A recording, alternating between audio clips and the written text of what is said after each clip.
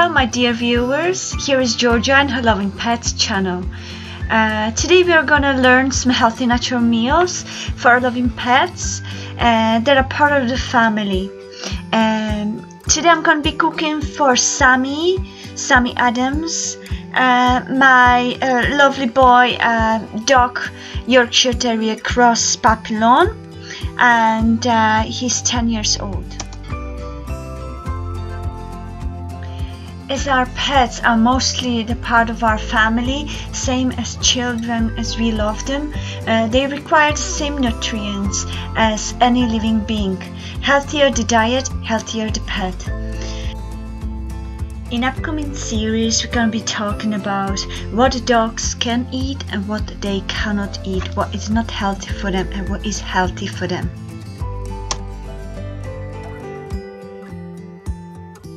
As a part of the dish, I'm going to be adding a vegetable. This time it's going to be leaf spinach, chopped carrot and green peas. I'm going to be adding 2 containers of lean beef, any kind of lean beef. The muscle meat is the best, that has the most of a protein and nutrition, as well as spinach, carrot and peas. One healthy supplement I will be adding to Sammy's food is spirulina. It's natural algae that has many benefits for your pet. As same as humans, you can enrich your pet's meal. I really invite you to research it. It can make a benefit and magic to your pet's health. Commercial food is often not as healthy and nutritious as we would wish for our pets. It often contains animal derivatives, which are not muscle meat. Muscle meat contains the most of the protein. Also, it contains cereals, which are not healthy in a great amount and can cause diarrhea. Here you can see me showing muscle meat, beef at this stage, and that is what I'm going to be adding with the rice and the rest of the vegetables. Small amount of cereals though is very beneficial for needed carbohydrate. Always make sure it's a very good quality. You can add a small bit of oats, that's a very nice one. White rice or brown rice are very good in fiber. They're a little higher in protein is brown rice. Even white rice is healthy. Brown rice is also a little lower in fat when compared to white rice. White or instant rice is an easily digestible carbohydrate, which makes it a good source of energy when your dog has an upset stomach or if you are feeding an older dog 10 years or more. If it's a small breed, and lower age if it's a bigger breed. Bigger the breed, shorter the age span. So now when we have everything ready, we can start cooking. These are my recipes, so you can inspire yourself perhaps, but always check with your local vet what are your health issues of your dog, and according to that consult the diet. Also, if you can, try to buy or get organic vegetables, organic food, because of the pesticides and all the polluted air and earth that have been sprayed for governmental and industrial secret agendas. So once we double check all ingredients prepared for cooking, we are ready to go. I particularly like to soak my spinach leaves in the water and drain them first before using. It's just easier to cook and easier to handle. When you cook rice for your pet, never add any salt or condiments. They are very hard for your pets, can be dangerous. For 1 pot of rice, 2 pots of water and bring it to boil and cook it till soft. Stay tuned to this channel, and I will be talking more about healthy benefits for our pets, what is good, what is not good, and also I'll be adding Reiki healing for our pets in upcoming videos. So finally, let's go cook, shall we? So this is my pet pot. I use it for cooking for my pets. Some is not the only one I'm cooking. Usually I'm cooking for many pets, so that's why this pot is pretty big. You can use any pot. Make sure there are no cheap metals that could in the heat bring toxins into your pet's food. Now I'm adding half cup of water, because it's not healthy to cook beef on any oil or fats for our pets. It's always better to cook it on the water. I always cook the meat on the medium heat, because this way it's enough to kill the bad bacteria that could be left from the factory, and also if we cook meat on high heat, it can kill the beneficial nutrients of the beef or of the any meat. That's why it's not recommended to cook it on the high fire. Always medium heat is enough. With a wooden spoon, I'm adding the beef chopped already according to likes of my dog. Each dog is different, so you find your doggy the way he likes it. As same as we as humans and people or children, we like certain food to be done certain way, and because I love my dog as my own child, I do it the way he likes it. I always start with carrots. I put them at the same time with the meat, because they take longer to cook and they're harder. Always use your imagination and your intuition, and just really improvise with things like that. It's always better not to have meat overcooked and not to have vegetable overcooked, because with the processing of the food, it can destroy majority of the beneficial nutrients. So I always leave the vegetable and the meat half cooked and half crunchy. Always try to make sure to cut all unnecessary fats from the meat, because both cooked or uncooked fat can cause pancreatitis in dogs.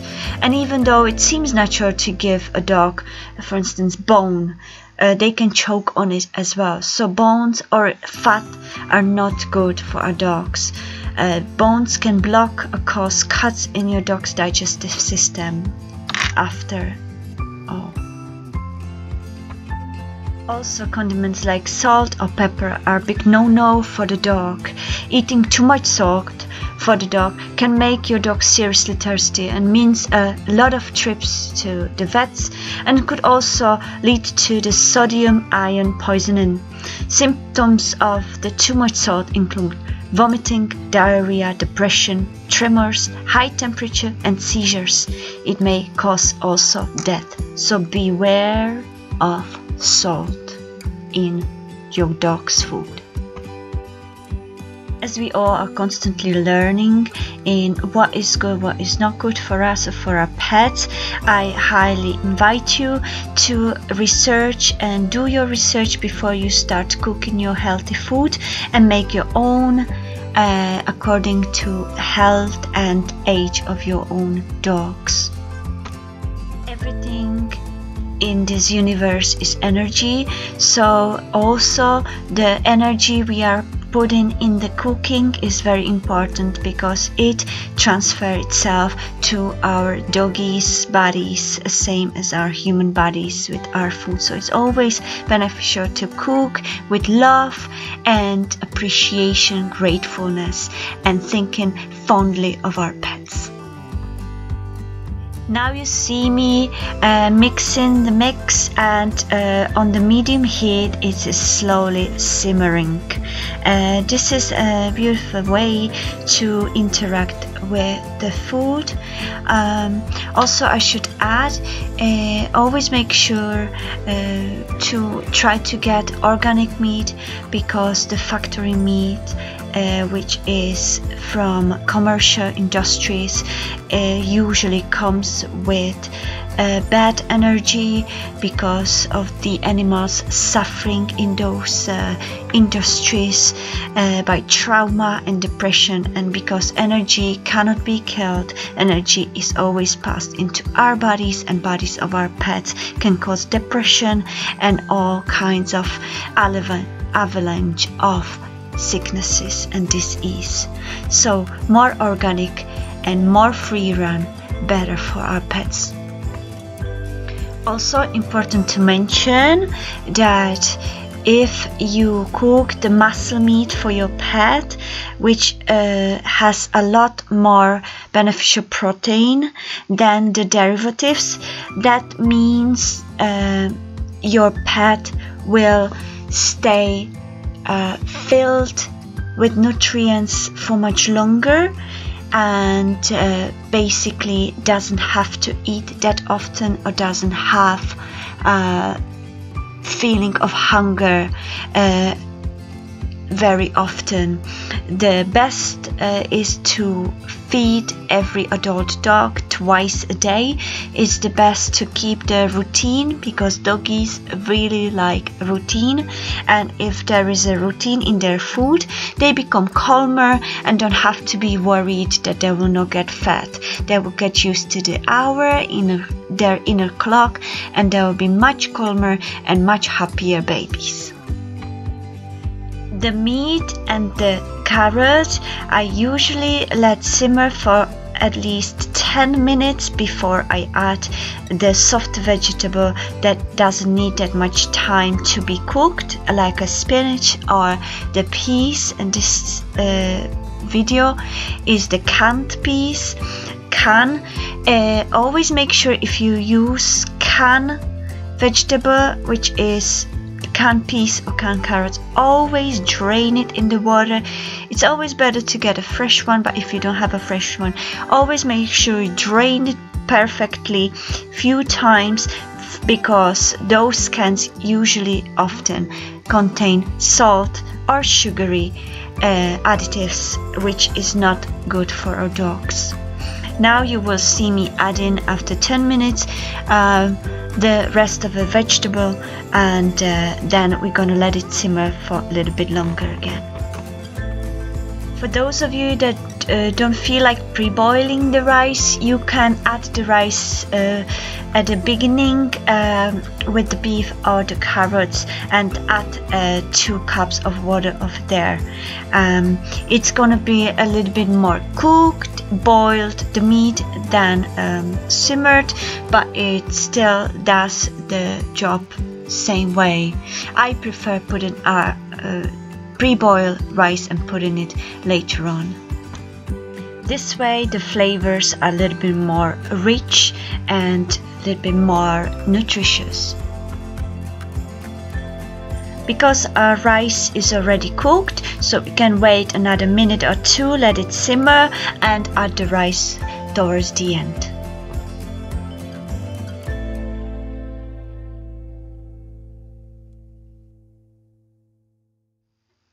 After like 1 or 2 more minutes, we can open the pot and we can add the rice, just to make it a little bit heated. And if you feel it's too dry, you can add another half cup of water, or if you feel there's enough juice and flavors, you can just leave it the way it is and simmer for a little more. So now I'm trying to mix it all properly together, make the rice out of any kind of dry balls or anything like that. Just try to properly mix it so it's all nice and blended together.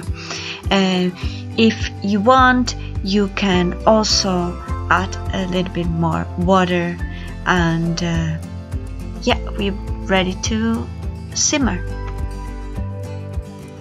It really depends with water on your doggy, because as people we are same. Animals also have a taste buds and they enjoy different kinds of food, and different individualities have a different taste. My doggy, for instance, doesn't like too much juice in his food, so he likes a little bit on the drier side, so I let it simmer a little bit, and then as you will see later, I blend half of this to make it a little bit thicker. After we added another cup of water, we're just going to mix it from all sides, and then just let it simmer for a little bit more to make the meat not too rare but not overcooked, just about a nice medium. Also for more benefits of nutrition, you can add a chopped apple, which is very nutritional and has a lot of vitamins, and it doesn't need to be cooked so long, so you can put it now towards the end. Little chops of apple can make a great taste of little natural sweetness. It's not recommended, as same as salt, is not recommended to add any artificial sugar, no sweeteners, nothing like that. Sweeteners contain silica. Silica is very toxic for pets, and it can cause your dog's blood sugar to drop and can also cause a liver failure. Early symptoms include also vomiting, lethargy, coordination problems. Eventually your dog may have seizures. Liver failure can happen within a few days. So avoid sugary not artificial sugars or normal sugar, and if you want your dog's food be a little bit more sweet, you can add half of an apple, and it makes great benefits. While we are simmering, I'm going to mention one more thing. I'm gonna be talking a lot in this channel more about pets, animals in general, and the value in our world of them, and also the value of pets. With us, it's a huge blessing for every one of us that we have to share the part of our life journey on this earth with such beautiful beings, like different kinds of animals and pets. Animals and pets are incredibly awakened beings. They are beautiful souls with unconditional love, and they teach us many lessons. They are our teachers, and we are blessed to share life with them. And I'm going to be talking more in depth about psychology and about soul of our beautiful beloved pets, and make them a little bit more part of our heart and soul. Also, very important to mention that it's very dangerous as well for our dogs to eat onions and garlic. So keep your pets away from onions and garlic because they can actually kill their red blood cells, causing anemia. That's even onion powder in some baby food. Eating a lot can cause also poisoning, so it can cause weakness, vomiting, or breathing problems. If you see something like that after let's say catching them eating on the onions and garlic, just consult and go to your vets. So onions and garlic are also toxic for your pets. Pets also have a much higher senses than we have, so everything that we find fine, it's very much increased for them.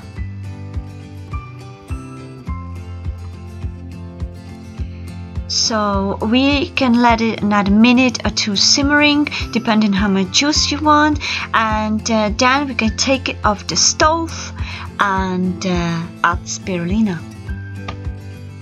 So after taking it off the stove, when it's a little bit off already, we can add the small teaspoon of spirulina powder, which is enough for that amount of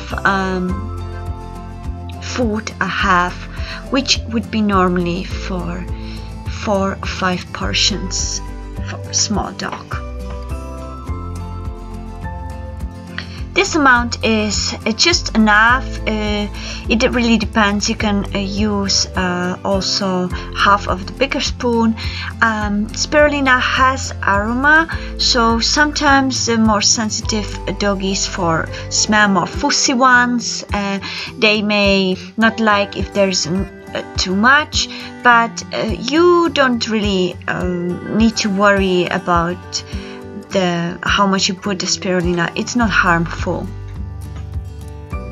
Make sure that when you are adding spirulina in your pet's food, that always mix it thoroughly within the sauce, within the food, so that it doesn't form any clumps, because spirulina powder, it's quite tricky to swallow.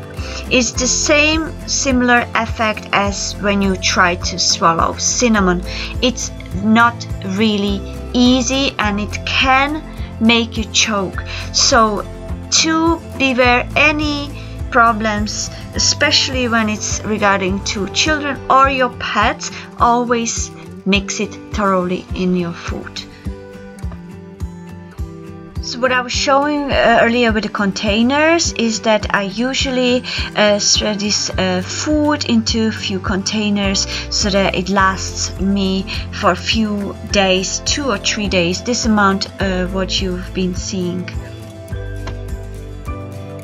Before we start putting into the containers, for making the food more thicker, is sometimes, as I mentioned, I use the blender to blend half of the content into a thicker paste and then mix it together again so that it forms some kind of like thicker consistency, and it's easier to eat and it's less juicy and it basically just blends well.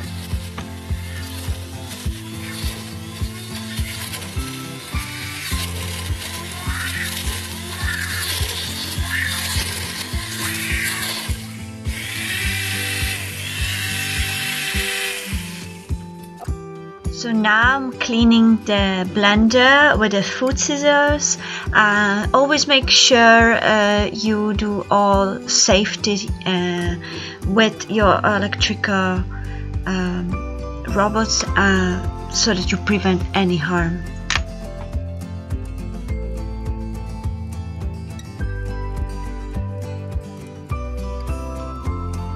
Now when the half of the content is nicely blended, we mix it thoroughly one last time to make it beautifully nice and thick food for our beloved pets.